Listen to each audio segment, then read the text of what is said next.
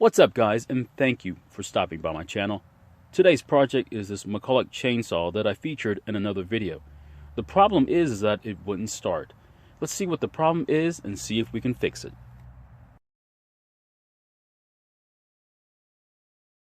According to this sticker on top of the chainsaw, this Mcculloch is a model CS38EM. However, according to the side cover, it's a different model. More than likely, somebody replaced the cover, so don't let that confuse you. I think there's gas in the fuel tank, so let's go ahead and open the gas cap and take a look inside. Yep, there's gas in it, alright. Let's go ahead and try priming the fuel system and try starting it. I'm not really sure when the last time it was ran, but more than likely it's going to take a lot of pumping to get the air out of the fuel lines. It doesn't look like the fuel system is priming, so we're going to have to take the top cover off the chainsaw and take a look around. We're not really sure about the gas in the fuel tank. Why don't we go ahead and pour it out and take a look at it before we start.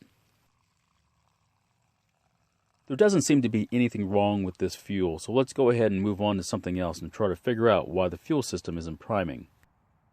Before we tear into the carburetor, why don't we go ahead and pour some gas into the throat of the carburetor and try starting it just to make sure we're not wasting our time on a blown engine.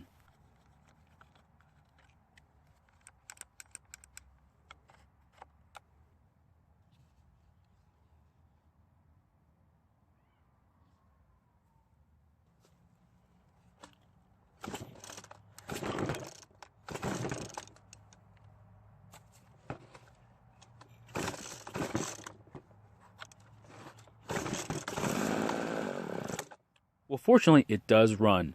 Our next step is to remove the air filter base and look at the carburetor and the fuel lines.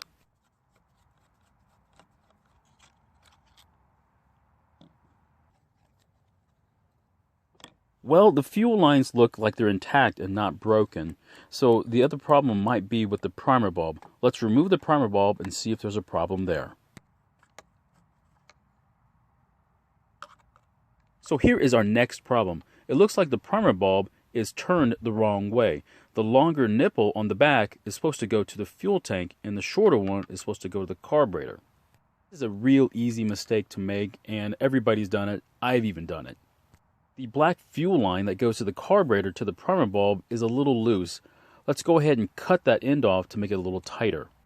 And after cutting the fuel line, it unfortunately split, so we're going to have to remove and replace it before we try to figure out what's wrong with the primer bulb. I'm going to replace that black fuel line with another piece of new fuel line, hook the primer bulb in the correct orientation, and we'll try priming it and see if we can get it to work.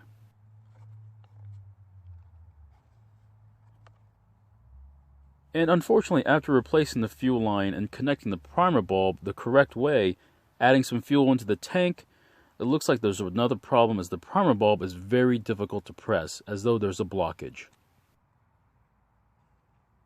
And after removing the fuel line from the carburetor to the bulb, it's still difficult to push. That means the problem is in the fuel line that goes from the primer bulb to the fuel tank. The fuel lines come in from the fuel tank and pretty much route in from behind the carburetor. I'm going to have to remove the carburetor to take a good look at them and see if there's any problems.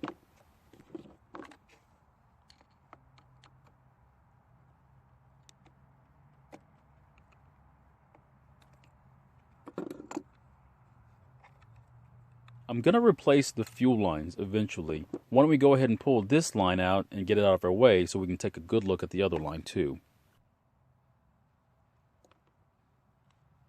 Well, we found our problem. The fuel line is not going through the pass-through like it's supposed to. In fact, it's being pinched off by the front cover. We're going to have to take the whole thing apart, redo all the lines, and hopefully get it running. And unfortunately, this is the end of this video. We'll have to pick this up in part 2, where we replace the fuel lines and then address the carburetor. Thanks for watching this video, and if you have any comments or questions about your small engines, please leave them in the comments below. And please consider subscribing, as it really supports this channel, and I'll see you guys in my next video.